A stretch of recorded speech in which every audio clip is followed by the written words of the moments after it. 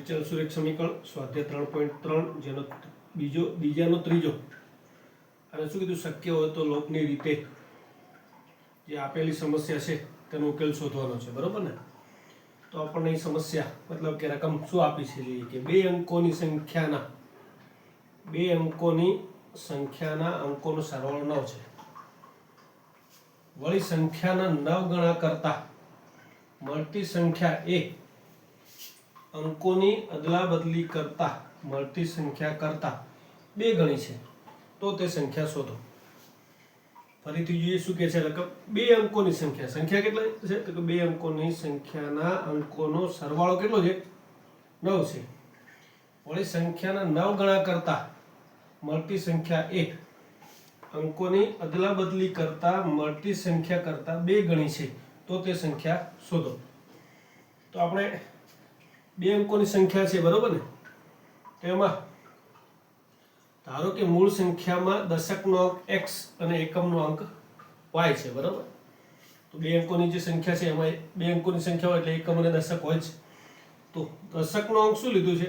x, એકમનો y. તો દશકનો એટલે 10 ગુણ્યા જે સંખ્યા છે, જેમ કે અહીં 1 2 3, અહીં પણ 1 2 3 આવી શકે છે, બરાબર? 1 2 3 થી 9 સુધી એમ.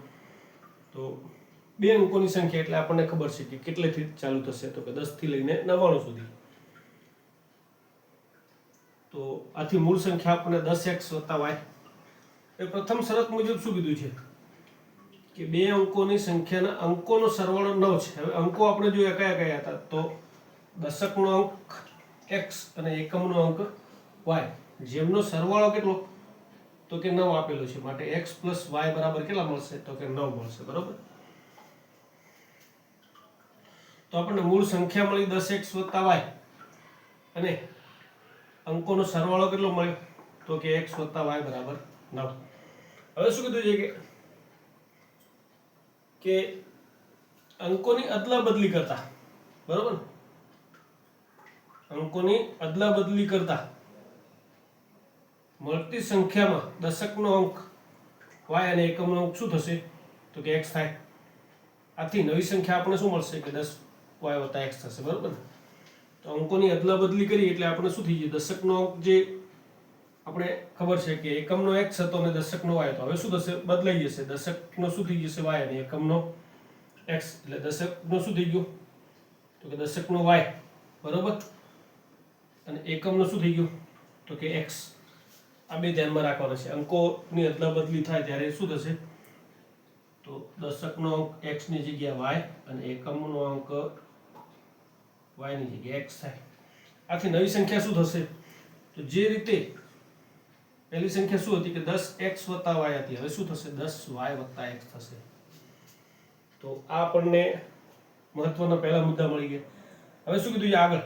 વળી સંખ્યાના 9 ગણા કરતા મળતી સંખ્યા એ. સંખ્યાને કેટલા કરવાના છે? 9 ગણા. સંખ્યા એટલે કઈ? તો કે મૂળ સંખ્યાને કેટલા ગણા? તો કે 9 ગણા, બરોબર? તો વળી સંખ્યાના 9 ગણા કરતા મળતી સંખ્યા એ અંકોની અદલાબદલી કરતા મળતી સંખ્યા કરતા 2 ગણી છે. અંકોની અદલાબદલી કરી એટલે શું થઈ? 10y + x થઈ. મૂળ સંખ્યા શું હતી? 10x + y. તો 10x + y છે એના 9 ગણા કરવાના છે. કેટલા? તો 9 ગુણ્યા શું થશે? મૂળ સંખ્યા થશે. તો શું કીધું છે? સંખ્યાના 9 ગણા, સંખ્યા જે છે એના 9 ગણા કરતા મળતી સંખ્યા એ શું કીધું છે? તો કે અંકોની અદલાબદલી કરી એટલે આપણને શું મળ્યું? 10y + x હતા, એના શું થશે? 2 ગણા. તો 10y + x ના 2 ગણા એટલે ગુણાકારમાં 2 આવશે. તો માટે 9 ગુણાકારમાં 10x + y બરાબર 2 ગુણાકારમાં શું છે? 10y + x થશે. તો કૌંસ છોડી એટલે 9 × 10x એટલે 90x, 9y બરાબર 2 × 10y એટલે 20y, 2 × x એટલે 2x થશે. 2x ને શું કરીશું? અંદર લાવીશું, બરાબર? 20y ને પણ અંદર લાવીશું. તો જોઈ શકાય 90x - 2x + 9y - 20y બરાબર 0. 90 - 2 એટલે 88. હવે શું છે? 9y અને -20y. તો 20y અને આ બંનેની બાદબાકી થાય તો શું મળે આપણને? તો 11y મળશે, બરોબર ને? 9y ઓછા શું છે? 20y. તો બંને આપણે જોઈ શકાય છે કે શું થશે?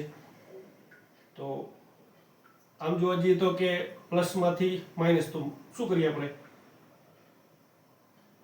-20y પ્લસ 9y કરીએ, બરોબર? અને બંનેમાંથી માઇનસ સામાન્ય નીકળીએ એટલે અંદર શું થાય? 20y ઓછા 9y. 20y ઓછા 9y એટલે કેટલા થઈ જશે? 11y થઈ જશે. તો આ રીતે, કેમ કે માઇનસ ગુણ્યા માઇનસ પ્લસ થઈ જાય, તો આ રીતે પણ થઈ શકે છે. તો અહીંયા આપણને શું મળશે કે 9y ઓછા 20y છે, એટલે કે 20y ઓછા 9y કરો તો શું મળશે? 11y મળશે. કેવા છે? માઇનસ, તો માઇનસ. તો 88x ઓછા 11y બરાબર 0. હવે આખા સમીકરણમાં જો 11 છે 11 વડે સમીકરણને ભાગી દઈએ તો આપણને શું મળે? 11 × 8 = 88, એટલે 8x ઓછા y બરાબર 0 થશે. તો હવે આપણે જોઈ શકાય છે કે સમીકરણ 1 અને 2 ને આપણે ધ્યાનમાં લઈએ તો સમીકરણ 1 શું હતું? x + y બરાબર 9 અને બીજું મળ્યું 8x ઓછા y બરાબર 0. તો અહીં પ્લસ છે, અહીં માઇનસ છે y માટે. તો જો આપણે લોપ કરવો હોય તો અહીં બાદબાકી ન લેતા શું કરીશું? સરવાળો કરીશું, બરોબર ને? તો પ્લસ y અને માઇનસ y જતા રહેશે. તો સમીકરણ 1 અને 2 નો સરવાળો લેતા તો સમીકરણ 1 ની ડાબી બાજુ x + y અને સમીકરણ 2 ની ડાબી બાજુ 8x ઓછા y બંનેનો સરવાળો થઈ જશે. એ જ રીતે જમણી બાજુ તો કે 9 + 0, તો અહીં કૌંસ છોડીશું એટલે કે x + 8x ને y ઓછા y. તો y કેન્સલ થશે કેમ કે પ્લસ y માઇનસ y છે. 8x + x એટલે 9x અને અહીં 9 + 0 એટલે 9 જ રહેશે. તો 9x બરાબર 9 માટે x બરાબર શું થશે? તો x બરાબર 9 ના ભાગાકારમાં 9 જાય એટલે 9. અંશ અને છેદમાં આપણે જોઈ શકીએ કે 9/9 એટલે શું થશે? પદ 0 ન થતા 1 મળશે. તો આપણને x બરાબર શું મળશે? 1 મળશે. 9x બરાબર 9 માટે x બરાબર 1. તો હવે આપણે જોઈ શકીએ x બરાબર 1 મળે. x + y બરાબર 9 માં x ની કિંમત મૂકીએ તો x બરાબર 1 મૂકતા તો 1 + y બરાબર 9. 1 ને સામે લઈ જઈએ એટલે 9 - 1 એટલે 8 માટે y બરાબર શું મળે? 8. તો આ પદ તો ઝડપી થઈ શકે, બરોબર ને?